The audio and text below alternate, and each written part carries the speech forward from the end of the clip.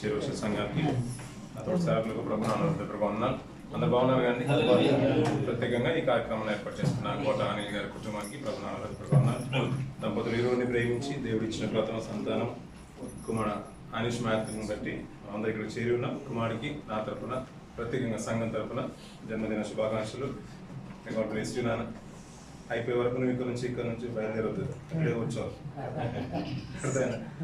Pastor గారు ఒక మాట చెప్పారు, డైలీ ఒక వాక్యం నేర్పించమన్నారు, నేర్చుకోకపోతే ఆ రోజు భోజనం మానేపిమన్నారు. విన్నావా? అయ్యో అలాంటి మాటలు మిస్ అవ్వద్దు, 2 విషయాలు మర్చిపోవద్దు.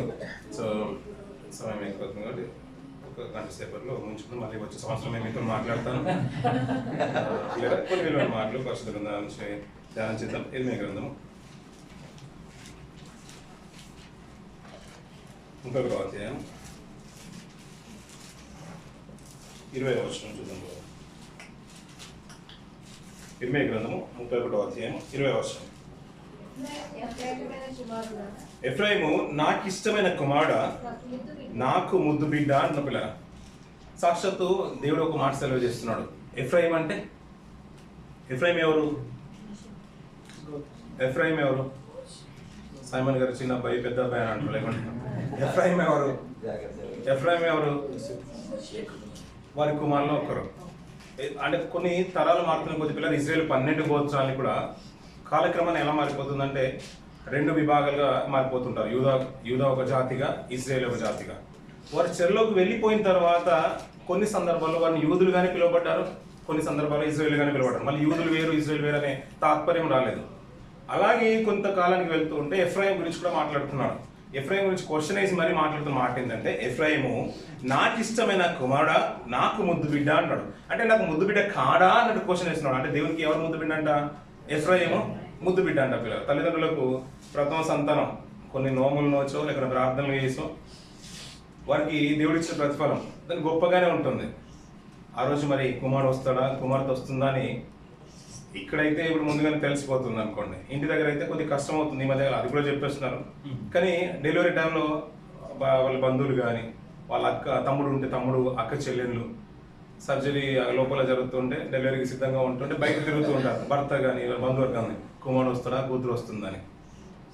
ఇలా అంత గందరగోళం అంతా ఎందుకు, ఆతురత ఎందుకు అంటే ఎవరు వస్తున్నారని. ఈ రోజులో ఏంటంటే ముందుగా తెలిసిపోతుంది కాబట్టి డెలివరీ నార్మల్గా జరుగుతుందా లేదని ఆ టెన్షన్ కూడా ఎక్కువ మందికి ఉంది పిల్లగా. ఇలా దేవుడు ఇచ్చిన తరుణంలో కొన్ని విలువైన మాటలు మనం జ్ఞాపకం చేసుకునే ప్రయత్నం చేద్దాం పిల్లగా. దేవుడు గర్భఫలం ఇస్తున్నాడు. చాలా మందికి ఏంటంటే దేవుడు ఇవ్వట్లేదు అంటే జరిగిపోతుంది అదృష్టంగా అందరికి కలిగిపోతుందని వినేవాళ్ళు, అలా అనుకునే వాళ్ళు చాలా మంది ఉన్నారు సమాజంలో.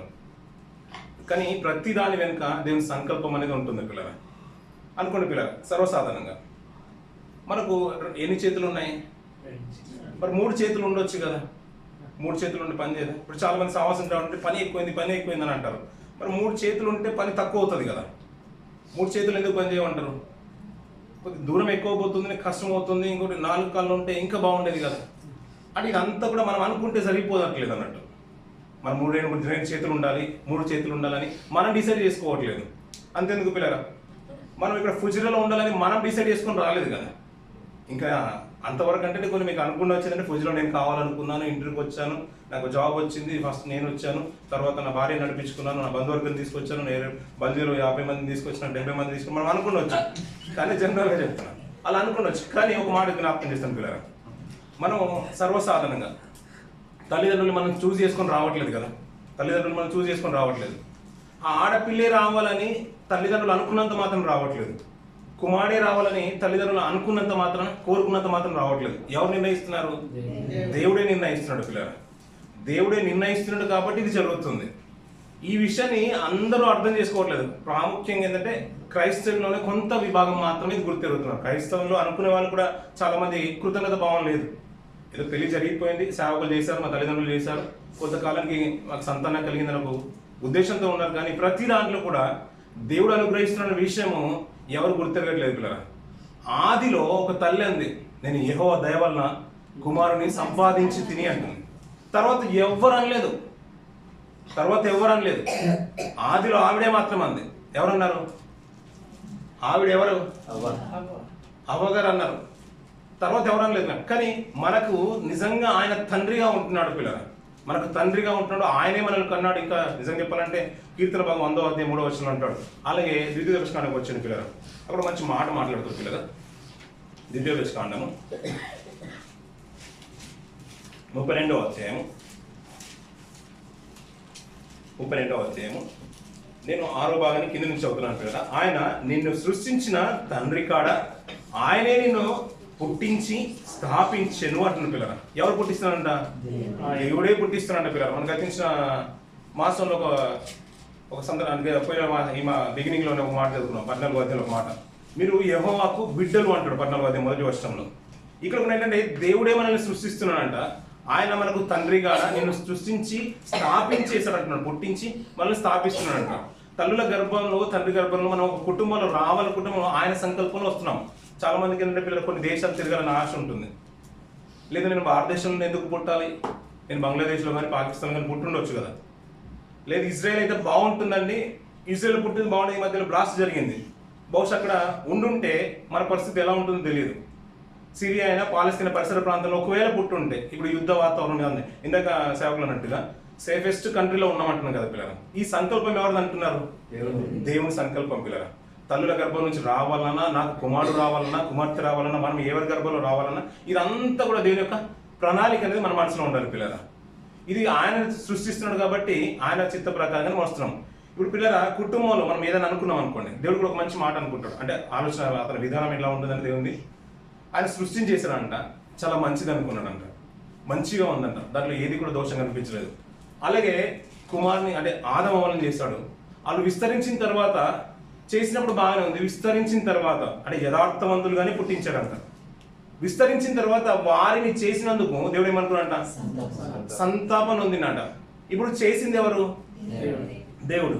వారిని ఎలా చేశాడు? యథార్థవంతులుగా చేశాడు. ఇప్పుడు పాడైపోయింది ఎవరు? మనుషులు. ఇప్పుడు వారు సంతాపపడాలి కదా. దేవునికి ఎందుకు సంతాపం? సృష్టి చేసిన తర్వాత అది మంచిదిగా ఉంది, సృష్టి పాడైపోలేదు. మనుషులు చేసిన తర్వాత మనుషులు పాడైపోయారు, చేసినప్పుడు బాగానే ఉన్నారు, మనుషులు పాడైపోయారు, వారికి సంతాపం ఉండాలి. కానీ దేవుడు మనుషులు చేసినందుకు సంతాపపడుతున్నాడు పిల్లలు. వారు పాడైపోతే ఈయన ఎందుకు బాధపడుతున్నంటే, నేను తండ్రిని కాదా, నేను సృష్టించిన దేవుడిని కాదా, వారిని సృష్టించి స్థాపించిన వాడను అంటున్నాడు. వీరందరికీ నేనే పుట్టించిన, ఆయనే మనల్ని పుట్టించిన కీర్తన భావాలు మాట్లాడతారు 3వ వచనంలో. ఆయన మనకు తండ్రి అంటాడు పిల్లల. లోకంలో ఎంతమంది తల్లిదండ్రులు ఉన్నా ఆయనే మనకు తండ్రి. ఇది ఎఫ్రాయిం గురించి మాట్లాడుతూ, ఎఫ్రాయిము నాకు ఇష్టమైన కుమారుడు అంటున్నాడు. తల్లికి ముద్దు బిడ్డలు ఎలా ఉంటారో చిన్న కుమారుడు మీద పెద్ద కుమారుడు మీద ప్రేమ ఉంటుంది. అనేషుని కూడా తండ్రి ప్రేమించవచ్చు, లేకపోతే తల్లికి ఎక్కువ ప్రేమ ఉంటుంది. పెళ్ళైన తర్వాత ఆటోమేటిక్గా చిన్న కుమారుడికి వెళ్ళిపోతుంది, పెద్దోడికి సపరేట్ అయిపోతారు కాబట్టి చిన్నోడి మీదకి వెళ్ళిపోతుంది, డైవర్ట్ అయిపోతుంది అంతా. ఇప్పుడు అంతా కూడా పెద్దోడి మీద ఎక్కువ ప్రేమ ఉంటుంది, ఒక ఎదిగేదాకా పెద్దోడి మీద ప్రేమ ఎక్కువ ఉంటుంది.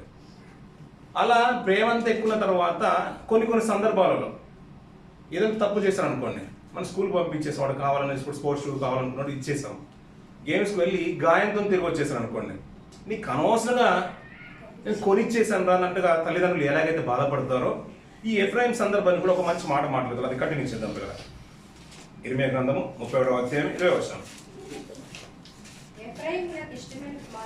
నాకు ఇష్టమైన కుమారుడా, నాకు ముద్దు బిడ్డ, నేను అతనికి విరోధంగా మాట్లాడినప్పుడెల్లా అతని జ్ఞాపకము నన్ను విడువకున్నది అంటున్న పిల్లరా. దేవుడు మాట్లాడుతున్న మాట ఏంటంటే, ఎఫ్రాయిం గురించి మాట్లాడుతున్నాడు. అతని మీద ఒకవేళ కోపంగా పడాలనుకుంటే అతని జ్ఞాపకం ప్రతిసారి దేవుడి మనసులో ఉందంట. మనం కూడా అంటే చూస్తారు పిల్లలు, తమ్ముడు అంటే ఇంట్లో చిన్నోడు తప్పుడు చేసినా, పెద్దోడు తప్పు చేసినా తల్లిదండ్రులు అనుకుంటారు, వాళ్ళు డాడీ కొట్టడానికి వచ్చినా కానీ, లేకపోతే మమ్మీ కొట్టడానికి వచ్చినా కానీ, వాళ్ళ ఎవరో ఒకరు ప్రొటెక్ట్ చేస్తుంటారు. నాన్నమ్మ, అమ్మమ్మ, లేకుంటే వాళ్ళ ఫాదరు. మమ్మీ కొడుతున్నప్పుడు ఫాదర్ ప్రొటెక్ట్ చేస్తుంటాడు, ఫాదర్ కొడుతున్నప్పుడు ఎవరు ప్రొటెక్ట్ చేస్తారు?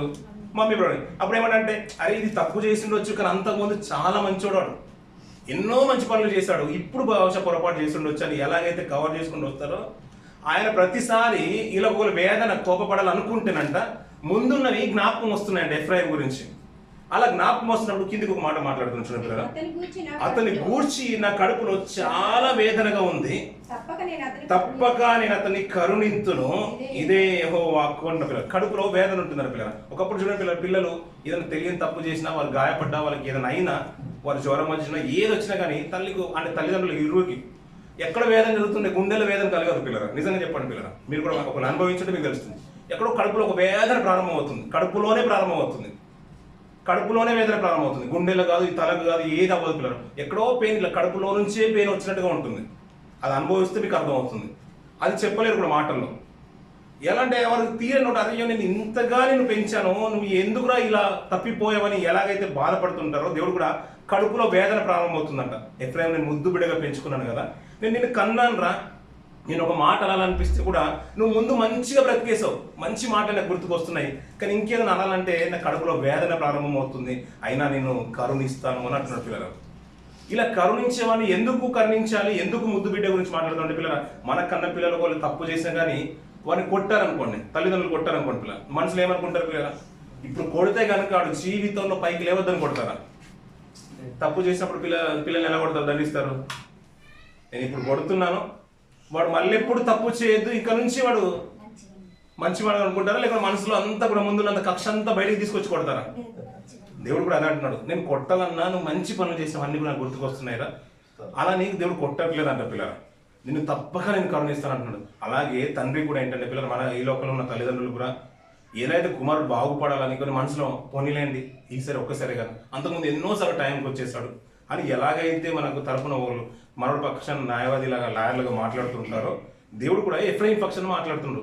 ప్రియముగా పెంచుకున్న బిడ్డ ఎదిగిపోయి, ఎందుకంటే లోకంలో లోకంలో ఉన్నట్టుగా ఉండొద్దంట. దైవికంగా మనకు వచ్చినంత మనం అంటే దైవికంగా మనం బ్రతుకుతున్నాం, మనం ఏదో కలిగారు లేని సంతానం లేదండి ఏదైతే ముందని ప్రతి దాంట్లో కృతజ్ఞత భావంతోనే ముందుకెళ్ళాలంటే క్రైస్తవులు. ఆయన చేసిన మేలుని బట్టి పిల్లలు, అది అందరిలో ఉండదు పిల్లలు, క్రైస్తవులు అని పిలువబడిన వాళ్ళు కూడా ఉండదు. ఆయన చేసిన ప్రతిదాన్ని బట్టి కృతజ్ఞత చెల్లించాలంట. ఎందుకంటే మనము ఆయన వారము అంటారు. మనం ఎవరి వారము? ఆయన వారం. మనం భూమి మీద దీర్ఘాయుష్మంతులు అగునట్లు ఏం కోరుకోవాలో ఇశ్రాయేలుకు తెలియజేసిన మాటని, ఆ మాటని జ్ఞాపకం చేసుకున్న పిల్లలు ద్వితీయోపదేశకాండము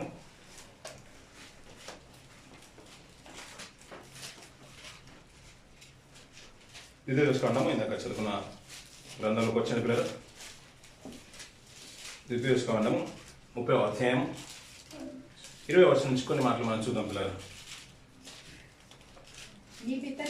నీ పితరులైన అబ్రహాము, ఇస్సాకు, యాకోబులకు ఆయన ప్రమాణం చేసిన దేశంలో మీరు నివసించినట్లు యెహోవాయే నీ ప్రాణమునకును నీ దీర్ఘాయుష్యునకును. అక్కడ చెప్పిన మాటలు చూడండి పిల్లలు, అక్కడ ఉన్న ప్రజలకు వాళ్ళు మోటివ్ చేసిన విధానం ఏంటంటే, నువ్వు ఎక్కడికి వెళ్ళి బ్రతికినా కానీ, నీ ప్రాణముకైనా నీ దీర్ఘాయుష్కు అయినా కానీ, ఎక్కువ సంవత్సరాలు బ్రతికినా దానికి మూలం ఎవరయ్యా అంటే యెహోవా అనే విషయము మనకు అర్థం అవ్వాలంట. అలా చెప్తూ కిందికి మాట్లాడతాం చూడు పిల్లలు. కాబట్టి నీవును నీ సంతానమును బ్రతుకుచు నీ ప్రాణమునకు మూలమైన నీ దేవుడైన యెహోవాను ప్రేమించి ఆయన వాక్యము విని ఆయనను హత్తుకొనున్నట్లు జీవమును కోరుకొనుడి అంటున్న పిల్లలు. ఆయన దీర్ఘాయుష్కు కారణం. సంవత్సరాలు గడిచిపోతున్నాయంటే కేవలం ఆయన కృప వల్లనే జరుగుతుంది. ప్రతిదానికి పిల్లల ఆయన్నే పెట్టుకోవాల్సింది, అంతే. ప్రతి మేలుకు ఆయన ముందు ఉండాలి పిల్లల. మనం ఏంటంటే పిల్లల ఇందాక చదువుకున్నట్టు పాట పాడినట్టు సోదరులు అంటే మనకున్న కొన్ని విధానాలను బట్టి, పరిస్థితులను బట్టి ఏంటంటే దేవుని చాలా దూరంగా చూడడం మనం నేర్చుకున్నాం పిల్లల. కానీ ప్రతి దాంట్లో ఆయన ముందు పెట్టి చూడండి పిల్లల, చాలా అద్భుతంగా ఉంటుంది. ఇందాక చదువుకున్న మాట, ఎఫ్రాయిము నాకు ముద్దు బిడ్డ, అదే పొజిషన్లో అదే ప్లేస్లో ఎఫ్రాయిం భాగంలో నీ పేరు నా పేరు వాళ్ళ కుమారుల పేరు ఆయన మాథ్యూ పేరు పెట్టుకొని అప్పుడు మాట అనండి పిల్లల. నువ్వు జీవితంలో దేవునికి ఎప్పటికీ దూరంగా పారిపోవు పిల్లల. ఆ మాట కనుక నీకు అర్థమవుతాయి. ఒక తల్లి తన కుమార్ని 2 మంది పిల్లల మధ్యలో, అరే పెద్దోడ నువ్వంటేనే నాకు ఎక్కువ ప్రేమ రాని అందనుకో, ఎప్పుడు కూడా తల్లికి ఇష్టమైన పనే చేస్తాడు. ఎందుకంటే నా తమ్ముడు కంటే కూడా నా తల్లి నన్ను ఎక్కువ ప్రేమిస్తుంది, నా తమ్ముడు కంటే కూడా నా డాడీ నన్ను ఎక్కువ ప్రేమిస్తున్నాడని తల్లిని ఏ రోజు బాధ పెట్టే పరిస్థితి తీసుకురావాడు పిల్లల. ఆ పొజిషన్లో ఆ ఎఫ్రాయిం భాగంలో మీ పేర్లు పెట్టుకొని చదవండి. దేవుడు నిన్నే ప్రేమిస్తున్నాడంట.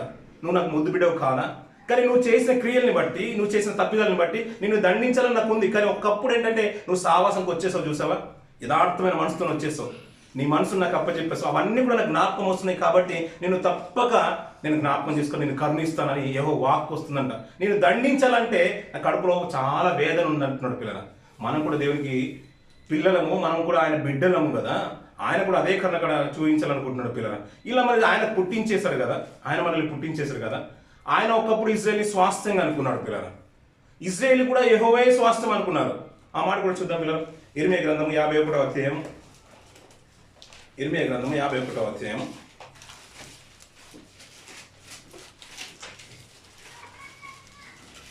51వ అధ్యాయము 19వ వచనం చూడండి పిల్లలు. 676 పేజీ పిల్లలు. యాకోబునకు స్వాస్థ్యమగు వాడు వాటి వంటి వాడు కాడు. అంటే లోకంలో ఉన్న విగ్రహాల వంటి వాడు కాదు, మాట్లాడిన దేవతల వంటి వాడు కాడు. ఎవరు? యాకోబునకు, ఇశ్రాయేలుకు స్వాస్థ్యమైన వాడు. అంటే స్వాస్థ్యం అంటే వారైన ఆస్తి, ఆయనే ఆధారము. ఆయన ఎలాంటి వాడు అంటే లోకంలో ఉన్నవాడు వంటి వాడు కాడు. ఆయన సమస్తమును నిర్మించిన వాడు. ఇశ్రాయేలు ఆయనకు స్వాస్థ్యంగా ఉన్న గోత్రము, సైన్యములకు అధిపతి యెహోవా అని ఆయనకు పేరు అన్నాడు. అంటే యాకోబు స్వాస్థ్యంగా ఎవరు ఎంచుకున్నారంటే దేవుడే మాకు స్వాస్థ్యం, ఆయన దక్క మాకు వేరే దిక్కు లేదని గొప్పగా బ్రతికింది. కానీ దేవుణ్ణి కూడా వారు అంతగా పూజించారు కాబట్టి వారి గోత్రాలు ఆశ్రయింపబడ్డాయి. మన కుటుంబాలైనా మన జీవితాలైనా కానీ వర్ధిల్లాలంటే ఇప్పుడు ప్రతిదానికి మూలం ఎవరు ఉండాలి? యెహోవాయే ఉండాలి. మన దీర్ఘాయుష్మంతులైనా, మన ప్రాణాలు పదిలంగా ఉండాలన్నా, అన్ని విధాలుగా అభివృద్ధి చెందాలన్నా ప్రతి దాంట్లో ప్రథమ స్థానం ఆయనకి ఇవ్వాలి. అన్నిట్లలో అది మేలైనా కీడైనా ఆయన ఉన్నాడు, అంతే. ఆయన చేశాడు, ఆయనకే కృతజ్ఞతాస్తుతులు చెల్లించాలి. ఇలా వారు స్వాస్థ్యం గురించి మాట్లాడుకుంటే ఇశ్రాయేలుని కూడా దేవుడు నా స్వాస్థ్యము అంటాడు. ఇందాక చదువుకున్న మాటకు వచ్చిన పిల్లల ద్వితీయోపదేశకాండము 32వ అధ్యాయం 32వ అధ్యాయం ఆ భాగాన్ని కంటిన్యూ చేసినట్లయితే పిల్లల 7వ వచనం నుంచి, పూర్వదినములను జ్ఞాపకము చేసుకొనుము, తరతరముల సంవత్సరములను తలంచుకొనుము, నీ తండ్రిని అడుగుము, అతడు నీకు తెలుపును, నీ పెద్దలను అడుగుము, వారు నీతో చెప్పుదురు. మహోన్నతుడు జనములకు వారి స్వాస్థ్య విభాగించినప్పుడు, నరజాతులను ప్రత్యేకించినప్పుడు ఇశ్రాయేలు లెక్కను బట్టి ప్రజలకు సరిహద్దులు నియమించును. యెహోవాకు ఒక ఆయన జనమే, ఆయన స్వాస్థ్య భాగము యాకోబే అంటారు పిల్లల. దేవునికి స్వాస్థ్య భాగం ఎవరంట? యాకోబు అంట. యాకోబులు వంశస్థులు కూడా ఎవరు అనుకున్నారు? ఆయనే స్వాస్థ్యం అనుకున్నారు. ఎవరు? దేవుడే మాకు స్వాస్థ్యం అనుకున్నారు. దేవుడు వారిని గుర్తెరిగేశాడు. అయ్యా, ఇలాంటి ఆపదలు ఉన్నాం, కష్టకాలంలో ఉన్నాం, నీవు తప్ప మాకు ఆశ్రయదుర్గం లేదని ఎప్పుడైతే వారు శరణు నుంచి వచ్చేసారో దేవుడు కూడా వారిని ప్రత్యేకంగా ఏర్పాటు చేసుకొని వారిని స్వాస్థ్య భాగంగా అనుకున్నాడంట. ఇప్పుడు ఎలాగైతే ఒక తల్లి తన కుమారుని, తండ్రి తన కుమారుని నువ్వేనా నాకు ప్రియమైన వాడు అని ఎలాగైతే చెప్తుందో, ప్రపంచం అంతట్లో ఇశ్రాయేలే నా స్వాస్థ్య భాగం అనుకున్నాడంట దేవుడు. ఎంత గొప్ప భాగ్యం పిల్లరా. సంఘంలో 10 మంది ఉన్నారు, 60 మంది ఉన్నాం, దాంట్లో మీరే చాలా ముఖ్యం, నిజంగా మీరు యోగ్యులని ఎవరైనా సేవకులు అన్నారు అనుకోండి పిల్లలు, ఎంతో ప్రౌడ్గానే ఉంటుంది కదా అందరికంటే. చాలా గొప్ప, అంత మంచి సర్టిఫికేట్ సేవకుల ద్వారా రావడం అంటే చాలా గొప్ప విషయం. మనం ఎలాగైతే ఫీల్ అవుతుంటామో ప్రపంచం అంతటిలో ఇశ్రాయేలు స్వాస్థ్య భాగం అని దేవుడు అంతా ప్రకటన చేశాడంట పిల్లరా. అలాంటప్పుడు వారేం చేయాలంటే, అయ్యా మీరు దీర్ఘాయుష్మంతులు అవ్వాలంటే యెహోవానే మూలంగా పెట్టుకోండి.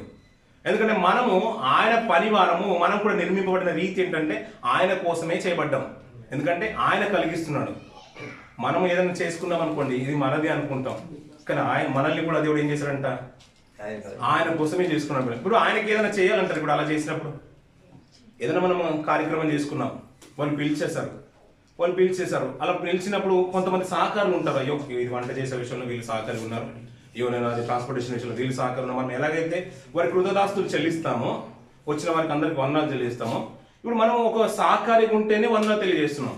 ఆయన మనకు పుట్టించేశాడు, అన్ని అనుగ్రహిస్తున్నాడు, దీర్ఘాయుషకు కారణమవుతున్నాడు కదా. ఇప్పుడు ఆయన మన నుంచి ఏమైనా ఆశిస్తాడా? తండ్రి ఏమైనా ఆశిస్తాడా? ఏం ఆశించాడు కదా. మరి చూద్దాం అమ్మ అంట. ఎఫ్ఎస్ఎల్ రాష్ట్ర పత్రిక 1వ అధ్యాయం 11వ వచనం చూద్దాం పిల్లలు. త్వరగా తీద్దాం పిల్లలు, వచ్చే సంవత్సరంలో వెళ్ళకంటే ముందుగానే త్వరగా ముంచేద్దాం. ఎఫ్ఎస్ఎల్ రాష్ట్ర పత్రిక 1వ అధ్యాయం 11వ వచనం పిల్లలు. క్రీస్తునందు ముందుగా నిరీక్షించిన మనము తన మహిమకు కీర్తి కలుగ చేయవలనని దేవుడు తన చిత్త ప్రకారమైన సంకల్పమును బట్టి మనలను ముందుగా నిర్ణయించి ఆయన యందు స్వాస్థ్యముగా ఏర్పరిచాడు. ఇప్పుడు ఇశ్రాయేలే స్వాస్థ్యం అని దేవుడు ఎలాగైతే ప్రకటన చేశాడో, ఇశ్రాయేలు కూడా ఏమనుకున్నారంట? యెహోవాయే మాకు స్వాస్థ్యం అనుకున్నారంట. అలాంటి వారి గురించి చెప్తున్నట్టు అంత గొప్ప భాగ్యం వారికైతే ఇచ్చేసాను చూసారా. అలాంటి భాగ్యమే నేను నీకు ఇస్తాను అంటున్నాను. ఎందుకంటే మేము కూడా నేను కన్నాను, మీరు నాకు పిల్లలు, మీరు నా వారు, నేను మిమ్మల్ని సృష్టించి అన్నారు కదా. అయ్యా మరి ఏం చేయమంటావు అంటే, ఇగో మిమ్మల్ని ఒక మంచి మాట చూడండి పిల్లలు. అక్కడ మాట ఏమంటున్నా అంటే, క్రీస్తునందు ముందుగా నిరీక్షించిన అంటున్నాడు. క్రీస్తునందు ముందుగా నిరీక్షించేశారంట. నిరీక్షణ అంటే మనకు తెలుసు కదా, మనము నిరీక్షించాలి అని అంటాం, మనం నిరీక్షణ కలిగి ఉండాలంటాం. కాదు, దేవుడు కూడా మన మీద ఒక నిరీక్షణ కలిగి ఉన్నాడంట. ఏమనంటే మనం కూడా క్రీస్తునందు నిరీక్షించాలంట, మనము ఆయన దగ్గరికి రావాలని. ఆయన క్రీస్తునందు ముందుగా నిరీక్షించిన మనము తన మహిమకు కీర్తి కలుగజేయాలని. అంటే మిమ్మల్ని ఎందుకు సృష్టించాలి అంటే, క్రీస్తు ద్వారా ఇవి నా మహిమకు కీర్తి కలగాలి అని మీ లోకంలోకి మిమ్మల్ని ప్రవేశపెట్టాను అంటున్నాడు దేవుడు. ఇప్పుడు మన బ్రతుకాలం బట్టి ఆయుష్కాలం బట్టి ఎవరికి మహిమ చేకూర్చాలి? దేవునికి మహిమ చేకూర్చాలంట పిల్లలు. ఆయన నిరీక్షిస్తున్నాడంట వీరు నాకు ఏమైనా చేస్తారా లేదా అని. ఒక కృతజ్ఞత భావం మనకు ఉండాలంట పిల్లలు. ఆయన ఇచ్చిన మేలును బట్టి ఏది కూడా మర్చిపోయే వారం కాము పిల్లలు. ఎందుకంటే ఆ కృతజ్ఞత భావం బ్రతుకాలం అంతా కూడా ఉండాలి పిల్లలు. ఎందుకంటే మనం అనుకుంటే వచ్చిన వారం కాము పిల్లలు. మనము కావాలనుకుంటే ఈ కుటుంబంలో రాలేదు, మనం కావాలనుకుంటే భారతదేశంలో రాలేదు, మనం కావాలనుకుంటే మన ఈ క్రైస్తవ కుటుంబంలో రాలేదు, ఏ కుటుంబంలోనూ రావచ్చు, మనం ఎలాంటి జాతులను ఉండవలసిన వారం. కానీ అయినా పర్టికులర్గా దీంట్లోనే వచ్చేసాము. అది సావాసం ఉన్నామంటే దీన్ని ఒక ఉన్నతంగానే నువ్వు ఎంచాలి. ఆయన అంటున్నాడు మీరు నా స్వాస్థ్యము అంటున్నాడు. ఇజ్రాయేల్కి ఇచ్చిన స్వాస్థ్యాన్ని నేను మీకు ఇస్తాను అంటున్నాడు. ఆయన ఉన్న నిరీక్షణ ఏంటయ్యా అంటే మీరు బ్రతుకాలం అంతా కూడా నన్ను నా మహిమకు కీర్తి కలగజేసే రీతిగానే మీరు బ్రతకాలంటున్నాడు పిల్లలు. అలా బ్రతికే విషయంలో ఎఫ్రాయిము పిల్లల ఆయుష్కాలం అంటే ఆయన భూమికి వచ్చినప్పుడు చాలా చక్కగానే బ్రతికేశాడు. కానీ కొన్ని విషయాలను బట్టి పిల్లల ఎలా అయిపోయాడంటే లోకంలో కలిసిపోయే రీతిగా తన క్రియల వల్ల వెళ్ళిపోయాడు. అలాంటప్పుడు నేను దండించాలని తల్లిదండ్రులు ఎలాగైతే తప్పు చేసినప్పుడు కోపపడతారో ఎఫ్రాయిం విషయంలో కూడా దేవుడితో అదే కోపపడ్డాడు. అయినా మంచి పనులను బట్టి దండించడం అనుకున్నాడు పిల్లరా. వద్దు, నేను తప్పక కరుణిస్తాను అనుకున్నాడు. మన విషయంలో కూడా పిల్లలు సంవత్సరం అంతంకి వచ్చేసాం కదా, మరొక సంవత్సరం అన్ని మాథ్యూ జీవితంలో దేవుడు అనుగ్రహించినట్టుగా మన జీవితంలో కూడా పిల్లలు దేవుడు అనుగ్రహిస్తున్నాడు. మాథ్యూ బర్త్డే కారణంగా మనం ఇక్కడ కోరుకున్నాం. ఈ మాటలు అందరికీ సంబంధించినవి. మన జీవితంలో ఒక ఆయుష్ వచ్చిందంటే అది కేవలం ఆయన కృప వలన వచ్చింది. అయ్యా నేను చాలా తప్పు చేశాను అయినా నాకు దేవుడు ఆయుష్ ఇచ్చిందంటే ఇస్తున్నాడు. ఎందుకు ఇస్తున్నాడు? ఆయన నిన్ను దండించడం ఆయనకి ఇష్టం లేదు. ఒకవేళ దండించి ఉండుంటే గతించిన బస్సు యాక్సిడెంట్లోనూ మనం పోవాల్సిన వారం. ఎన్నో యాక్సిడెంట్లు మనకు జరుగుతున్నాయి పిల్లరా. నిన్న దిన ఎన్ని ఫ్లైట్ క్రాష్ అనేది మనకు తెలుసు కదా పిల్లరా. చాలా అయినాయి కదా పిల్లలు. అయినా ఆయన కృప అత్యధికంగా మన మీద ఉంది పిల్లరా. ఆ కృపను బట్టి ఇప్పుడు ఎవరికి కృతజ్ఞత చెల్లించాలి? ఆయన మహిమకు కీర్తి చేకూరాలి పిల్లరా. ఇలా మాట్లాడుతూ ఒక మంచి మాట అంటాడు పిల్లరా. అపోస్తలుల రోమీయులకు రాసిన పత్రిక 14వ అధ్యాయం 7వ వచనం. 14వ అధ్యాయం 7వ వచనం పిల్లరా. సరిపోతున్నాం. మనలో ఎవడును తన కోసమే బ్రతకడు. ఇప్పుడు ఒకవేళ దేవుడు నేను స్వాస్థ్యంగా నేను గుర్తెరుగుతే ఆ కృతజ్ఞత నీకుంటే ఇప్పుడు బ్రతుకాలం ఎలా ఉండాలంటే నేను బ్రతికేదంతా కూడా ఎవరి కొరకు ఉండాలి? దేవుని కొరకు. ఇప్పుడు ఒక మంచి నేనే చదువుతాను పిల్లలు, నేను చదవదు. ఎవడును తన కోసమే బ్రతకడు. ఇంకా కింది చూడట్లేదు పిల్లలు, నేను చదువుతున్నాను. మనము బ్రతికినను ప్రభు కోసమే బ్రతుకుతున్నాము. ఇంకా కిందికి అంటాడు ఒక మాట, కాబట్టి మనం బ్రతికినను ప్రభు వారమై ఉన్నాము అంటున్నాడు పిల్లలు. మనం ఎవడు కూడా తన స్వార్థం కొరకు బ్రతకడు. అంతేకాదు మనం ఎవరి కొరకు ఉన్నామంట? ప్రభు కోసమే ఉన్నామంట. అది కనుక నువ్వు గుర్తెరిగితే ఎఫ్రాయిము నీకు ముద్దు బిడ్డ అని నీ పేరు కనుక నువ్వు అక్కడ రాసుకుంటే, సహోదరుడా జాన్ అలాగే డేవిడ్ నువ్వు నాకు ముద్దు బిడ్డవని దేవుడు నిన్ను అన్నట్టుగా మాట కనుక నువ్వు లేఖన రాసుకుంటే, సహోదరి నువ్వే నాకు ముద్దు బిడ్డవని దేవుడు కనుక నీ పేరు కనుక నువ్వు రాసుకొని నువ్వు ఎప్పుడు చూసినా కానీ రాత్రికాలం నువ్వు పడుకునేటప్పుడు నువ్వు పనికి వెళ్ళేటప్పుడు దేవా నీకు ప్రియమైన బిడ్డ నేను అని ఆ వాగ్దానాన్ని నువ్వు జ్ఞాపకం చేసుకుని నువ్వు వెళ్ళి తెప్పిలరా లోకంలో నువ్వు కల్మషం అంటకుండా నువ్వు తిరిగి వచ్చేస్తావు. నువ్వు కల్మషం అంటకుండా బ్రతుకుతావు. నువ్వు దేవుడు నిన్నే ఏర్పరచుకున్నాడు, ప్రత్యేకంగా నిన్నే ఏర్పరచుకున్నాడు అనే విషయం నీకు కనుక గుర్తెరిగితే ఏ రోజు కూడా పిల్లరా దేవుడి మీద ప్రేమ తగ్గిపోదు. ఆయన చెల్లాల్సిన కృతజ్ఞత ఆయనకు చెల్లుతూనే ఉంది. ఆయనకు చెల్లాల్సిన మహిమ ఆయనకు చెల్లుతూనే ఉంటుంది. ఏ విషయంలో కూడా నువ్వు వెనుకడుగు వేరే పిల్లరా. అలాంటి ఒక కుటుంబము పాత నిబంధనలు కనబడుతూ ఉంటుంది. మనోహర్ దగ్గరికి దేవదూత వచ్చేసింది. అమ్మ నీకు గర్భఫలం కావాలన్నా కదా, నేను ఒక ప్రవక్తని ఇవ్వబోతున్నాను, ఒక న్యాయాధిపతిని ఇవ్వబోతున్నాను, న్యాయపతి ఇవ్వబోతున్నాను ఆ వర్తమానం తెలియజేసిన తర్వాత వెళ్ళిపోయింది. మనం అతని భార్య తెలుసు కదా పిల్లలు. అలా వెళ్ళిపోయిన తర్వాత అతను యజమానులు లేని సందర్భం వచ్చింది కాబట్టి మళ్ళీ ప్రార్థన చేస్తున్నాడు దేవునికి ప్రార్థన చేస్తూ, అమ్మ ఇంతకుముందు దూత వచ్చేసింది కదా, మనం చెప్పేసామంట వస్తున్నాడని గర్భఫలం ఇస్తున్నామని, దయచేసి మళ్ళీ ఒకసారి రమ్మని ఆ దూతను కొరకు పంపించమని దేవుడికి ప్రార్థన చేసినప్పుడు దూత మళ్ళీ వస్తుంది పిల్లలు. ఈ సందర్భం బాగా తెలుసు కదా. ఆ వాక్య భాగాన్ని చదువుదాం పిల్లలు. చాలా అద్భుతం అనిపించింది. న్యాయాధిపతుల గ్రంథము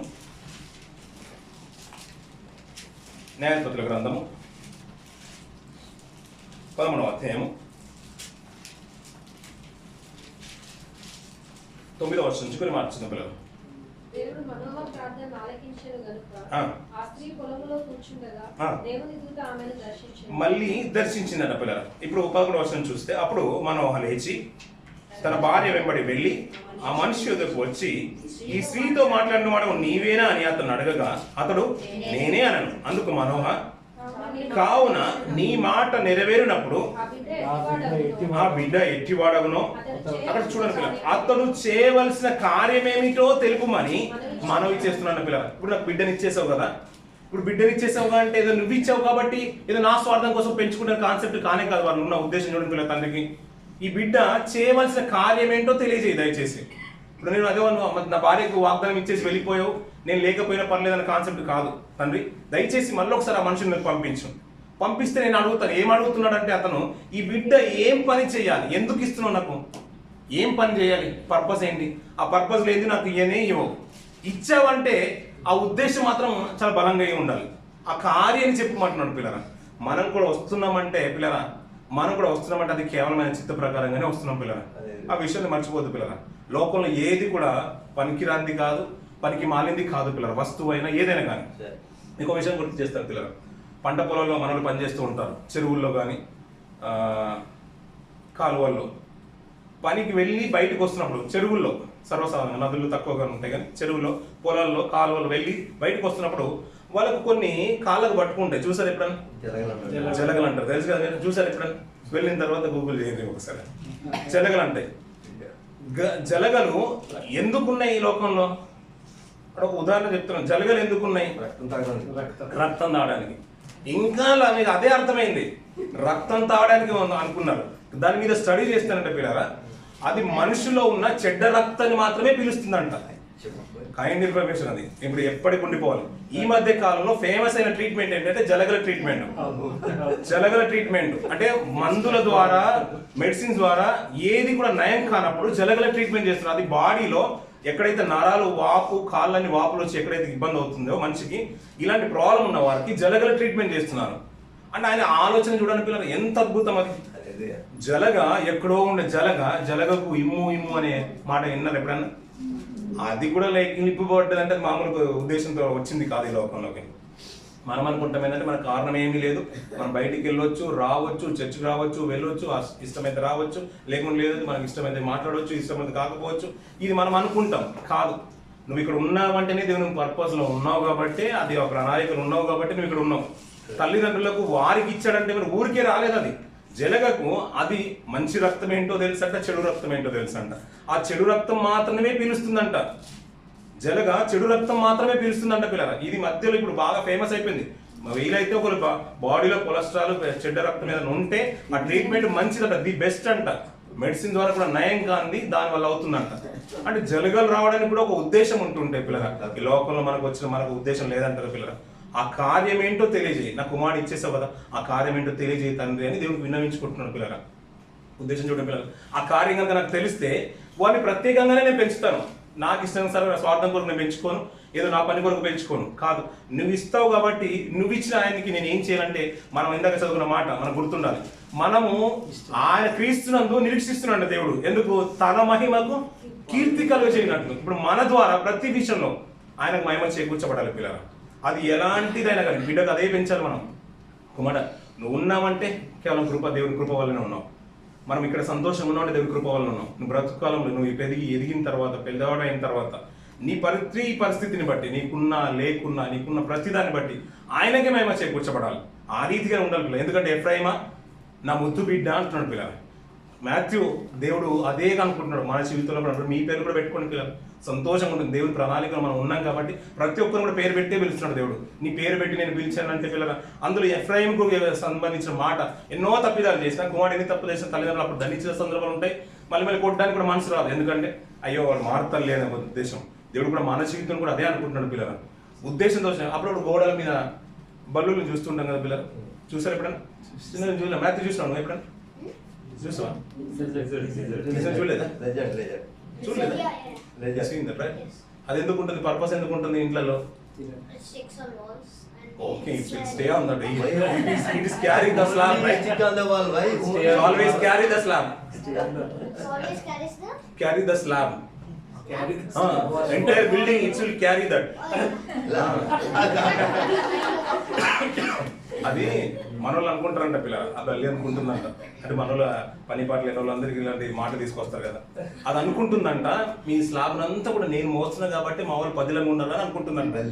అది అనుకుంటుందంట, మనోళ్ళు అనుకున్నారు అట్లా, అది అనుకుంటుందని అది అనుకున్నారు. కానీ దేవుడు దాన్ని ఎందుకు పెడుతున్నాడు పిల్లల? ఇళ్లలో చిన్న చిన్న ఫ్లైస్ ఉంటాయి, కీటకాలు ఉంటాయి.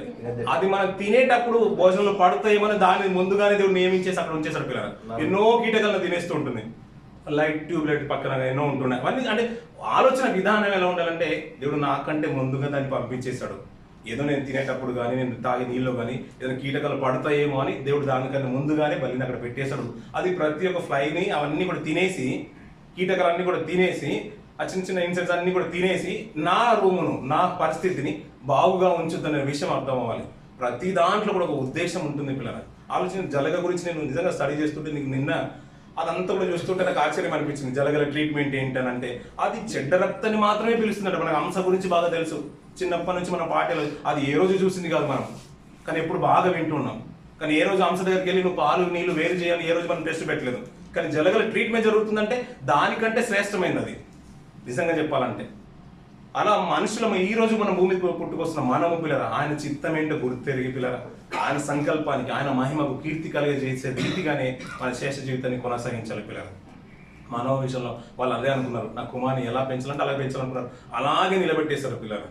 దేవుడు మనకి ఇచ్చేశాడు పిల్లలు. దేవుడు మనకి ఇచ్చేశాడు, మీకు ఇచ్చేశాడు. ఇప్పుడు దేవునికి అదే రీతికి ఇవ్వాలి, పరిశుద్ధులుగానే ఇవ్వాలి, పవిత్రులుగానే ఇవ్వాలి. మనం ఇస్తే నేను వద్దు అని చెప్పే పరిస్థితి మనకు రావద్దు పిల్లలు. ఎందుకంటే అందరికీ లేని భాగ్యం. నిజంగా చెప్పాలనుకుంటే దేవుడు ఆదమును మట్టితో చేసిన ఆ కనే భాగ్యాన్ని తల్లులోకి ఇచ్చేస్తాడు. భూమి మీద తల్లిదండ్రులకు పిలవడే భాగ్యాన్ని మీకు ఇచ్చేస్తాడు. ఇందాక సేవకులు అంటున్నారు కదా పిల్లలు, ఆయన ఇస్తున్నాడంట పిల్లలు. ఇచ్చినప్పుడు అది లేని వారికి దాని లోటు లేదో తెలుసు పిల్లలు. అంతేందుకు పిల్లలు మీకు బాగా జ్ఞాపకం చేస్తాను పిల్లలు. బిడ్డ పుట్టాడు అనుకోండి, బిడ్డ పుట్టినప్పుడు బంధువులు, అన్నదమ్ములు, అక్క చెల్లెళ్ళు, ఇందాక మన సహోదరులు కూడా ఫోటో పెట్టగానే సేమ్ సహోదరులాగే ఉంది, సేమ్ వాళ్ళలాగే ఉంది. మనం కూడా అనుకుంటాం కదా మేనమామ పోలికలు వచ్చేసేయండి, మేనమామ పోలికలు వచ్చేసాయి, లేదు అక్క పోలికలు వచ్చేసి, భర్త పోలికలు వచ్చేసి, తల్లి పోలికలు వచ్చేసి ఇలా మాట్లాడుతుంటారు కదా. ఒక మాట జ్ఞాపకం చేస్తాను పిల్లలు. ఒకవేళ బాబుకి ఏదైనా చెయ్యి లేదనుకోండి, పాపకి కాలు లేదనుకోండి, అప్పుడు ఎవరి పోలిక అంటారు పిల్లలు? మన మనుషుల దగ్గర సమాధానం ఉండదు పిల్లలు. కానీ ఆయన ఏమంటాడు తెలుసా, మన అంతరంద్రియములను కలుగజేసిన వాడు ఎవరంట? అంతరంద్రియములు అంటే లోపట్లో ప్రతి అవయవాన్ని, గుండెని కానీ కాలేని ఇవన్నీ కూడా ఆయన నిర్మిస్తున్నాడంట. ఇప్పుడు ఆ లోటు కనుక పుట్టే విధానంలో ఒకవేళ అంగవైకల్యం కానీ, కన్ను కానీ, చేతి కానీ ఏదైనా లేదనుకోండి, అప్పుడు దేవుడు గుర్తుకొస్తాడు పిల్లలు. అంతవరకు దేవుడు గుర్తుకురాడు. మనం అప్పుడు ఏమంటాడు, మేనమామ పోలికండి, అక్క పోలికండి, తల్లి పోలిక సేమ్ అలాగే వచ్చేసాడు, ఇలాగే వచ్చేసాడు అంటారు పిల్లలు. ఒకవేళ ఏదైనా లోపం వచ్చింది అనుకోండి పిల్లలు, ఒక్క అలాగే ఉందండి, ఇది ఎన్నో పోలికలు చెప్తుంటాం. ఒకవేళ లోపమే ఉందనుకోండి, దేవుడు అందరికీ ఇలా ఇచ్చేసాడు, నాకెందుకు ఇలా ఇచ్చాడు అప్పుడు అంటాం పిల్లలు. ఇప్పుడు అన్నీ ఉన్నాయి, కుమారుడు నీ చేతిలో ఉన్నాడు కదా, నువ్వు దేవుడికి ఎలా పెంచాలనుకుంటున్నావు పిల్లలు? నువ్వు అన్నీ ఉన్నా, నీవు ఈ లోకంలో ఉన్నావు కదా, నువ్వు దేవుని కొరకు ఎలా బ్రతకాలనుకుంటున్నావు? అందరినీ సృష్టించిన వాడు ఆయన పిల్లలు. మనం ఆయన వారం అంటాం. నువ్వు దీర్ఘాయుష్మంతో అవ్వాలన్నా ఈ ఆయన ప్రమాణం చేసిన ఇజ్రాయేలు ప్రపంచ దేశాన్ని ఇచ్చాడు. నువ్వు ఏ భాగంలో ఉన్నా కానీ ఆయన వాగ్దానం చేసి నీకు పంపిస్తున్నాడు. నువ్వు వచ్చిన ఈ భాగంలో, ఈ పరదేశంలో ఉన్న ఈ ఫ్యూచర్లో దేవునికి ఎంతవరకు నువ్వు ప్రయోజనకరంగా ఉంటున్నావు? మన పరిస్థితిని బట్టి, మన క్రియల్ని బట్టి, మన ఉద్యోగాన్ని బట్టి, మనకున్న దాన్ని బట్టి ఆయన మహిమకు చేకూర్చబడాలి. ఆయనకే మహిమ చేకూర్చబడాలి పిల్లల. అలా నిజంగా నువ్వు బ్రతికినట్లయితే పిల్లల, నిన్ను బట్టి నిజంగా ఆయన సంతోషం ఉంటుంది. ఆయన నిన్ను పేరు పెట్టి మరి పిలుస్తూ ఉంటాడు. ఈ మాట నువ్వు రాత్రికాలం అంతా ప్రతిసారి పడుకునేటప్పుడు, నువ్వు లేచేటప్పుడు, ఇక్కడ నుంచి అయినా కానీ సంవత్సరం చివరిలో నువ్వు ఒక రోజు చదువుకుని పిల్లలు సంవత్సరం అంతా చదివినట్టు అయిపోద్ది. నేను నా తండ్రికి ముద్దు బిడ్డను, నేను దండించాలనున్నా, నేను దండించలేను రా, ఎందుకంటే నువ్వు కొంతకాలం బాగా బ్రతికేసావు, అందుకని నేను మీద కరుణ చూపించాలనుకుంటున్నాను అని దేవుడు చెప్తూ ఉంటే పిల్లలు, ఒకవేళ తప్పు చేశాను పిల్లలు, చాలా సందర్భాల్లో పిల్లలు ఆయన సంతాపను పడేను అంటే లోకంలో అందరూ కూడా తమ తమ క్రియల వైపు వెళ్ళిపోయినప్పుడు ఆయనకు లోటే ఉంది పిల్లలు. ఎందుకంటే కలగజేసింది ఆయన అనుకున్నాడు పిల్లలు, నా కొరకు బ్రతుకుతాను అనుకున్నాడు పిల్లలు. కానీ క్రైస్తవంలోని కొన్ని కుటుంబాలు పిల్లలు దేవుని మీద ప్రేమ, ఆయన చేసిన మేలును బట్టి కృతజ్ఞత భావం కలిగి ఉన్నారు పిల్లలు. మనమైన కనీసం ఎవరైతే గుర్తెరుగుతున్నారో దేవుని వాక్యం మీదకి వచ్చిందంటే మహాకృప కదా, ఆయన మూలంగా పెట్టుకొని దేవా నాకు ఇచ్చేస్తావు కదా, ఇవి నేను నీకు ఇస్తున్నానని అంతలా బ్రతికి అన్న లాంటి విజ్ఞాపన జీవితం పిల్లలు. 3 సంవత్సరాల తర్వాత నేను ఎందుకు పెట్టేసింది దేవాలయంలో? 5 సంవత్సరాల తర్వాత, 6 సంవత్సరాల తర్వాత పెట్టవచ్చు కదా. తల్లి దగ్గర బిడ్డను, అంటే తండ్రి ఎంత ప్రేమించినా, తల్లి ఎంత కొట్టినా, ఒక 3-4 సంవత్సరాలు బిడ్డ తల్లి దగ్గరే ఉండాలంట పిల్లలు. ఎందుకంటే ఇలా ఉండడం బట్టి అంటే ప్రశాంతంగా తల్లి మెలుకుంటాడు, పడుకుంటాడు. ఈ హార్ట్ సంబంధించిన రోగాలన్నీ కూడా చాలా మటుకు నయమైపోతాడు ఈ 3 సంవత్సరాలు 4 సంవత్సరాల కాలంలో.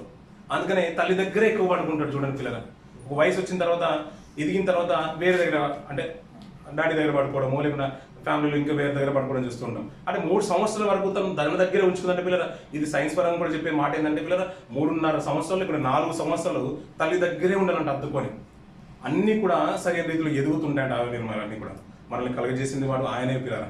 ఆ కృతజ్ఞత భావం బ్రతుకులమంతా కూడా కొనసాగిద్దాం పిల్లలు. తరతరాలు గడిచినా కానీ ప్రతిదానికి ఇజ్రాయేల్ అదే చెప్తున్నాడు, అయ్యా పూర్వ సంవత్సరాలు మీరు జ్ఞాపకం చేసుకోండి, మీరు ఎలా ఇక్కడికి వచ్చేసారో వాటిని తలుసుకోండి, మీ పెద్దలను అడగండి, నీ తల్లిని అడుగు. మాథ్యూకి అదే చెప్పాలి, మీరు నువ్వు పుట్టావంటే ఊరికి రాలేదురా, నిన్ను 9 మాసాలు మోసింది నీ తల్లి, 9 మాసాలు మోసింది. నువ్వు మొట్టమొదటి సంతానం, ఆ కుటుంబంలో ఎవరు లేరు, అప్పుడు నువ్వు పుట్టేసావు, నువ్వే మొట్టమొదటి సంతానం.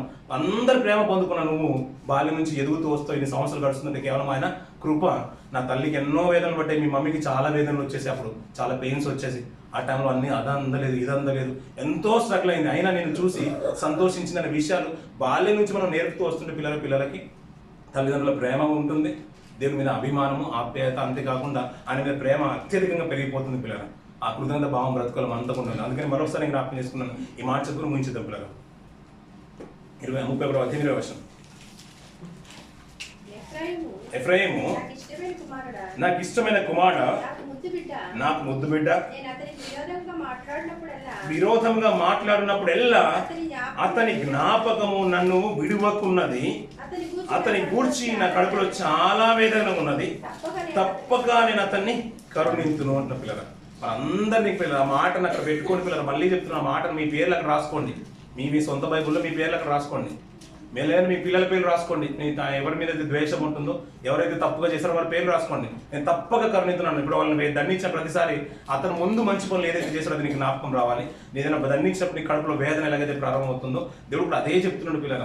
అంత ప్రేమ నీ మీద పెంచుకుంటున్నాడు. తల్లిదండ్రులు మీ పెంచుకుంటున్నారు, పిల్లల మీద పెంచుకుంటాం కదా పిల్లలు, మన ఆప్యాయతగా పెంచుతూ ఉంటాం. రేపటి దినాన పిల్లల ఈ ప్రేమ అంతా కూడా వారికి దక్కితే పిల్లల పెద్ద అయిన తర్వాత కూడా వారు ఎలా బ్రతుకుతారని దేవుని చిత్తంలో ఉందనుకోండి. కానీ ఈ ప్రేమ బాల్యం నుంచి మనం నేర్పిస్తుంటే దేవుని నుంచి తొలగిపోరు పిల్లలు. దేవుళ్ళు బ్రతికేవాడు తన కుటుంబాన్ని దూరం చేసుకోడు పిల్లలు. కుటుంబాన్నే ప్రేమించేవాడు దేవునికి దూరం అవ్వచ్చు బహుశా, కానీ దేవుని మీద ప్రేమ పెంచుకున్నాడు, తన కుటుంబాన్ని తన తల్లిదండ్రులను అందరినీ బాగా చూసుకుంటారు పిల్లలు. ఇది మనం బాల్యం నుంచి నేర్పిద్దాం పిల్లలు. బాలు నడవాల్సిన మార్గాన్ని బాల్యం నుంచి నేర్పిద్దాం పిల్లలు. నేర్పించాల్సి ఏంటంటే, అయ్యా మనం ఆయుష్ వచ్చినా, నీ సంవత్సరం వచ్చిందా, ఈ దయగిటానికి కారణం ఆయన మీదే ప్రేమ పెంచుకో, ఆయన మీదే ఉంచు, ఆయన ప్రార్థించు, వెళ్ళేటప్పుడు వచ్చేటప్పుడు ప్రతిసారి ఇదే నేర్పించిన పిల్లలు. సాహసం ఎదగడం మనం నేర్పిద్దాం పిల్లలకి. ఏదో తల్లి కోపంకి వచ్చేసింది కానీ పిల్ల కోపం రావడం కాదు.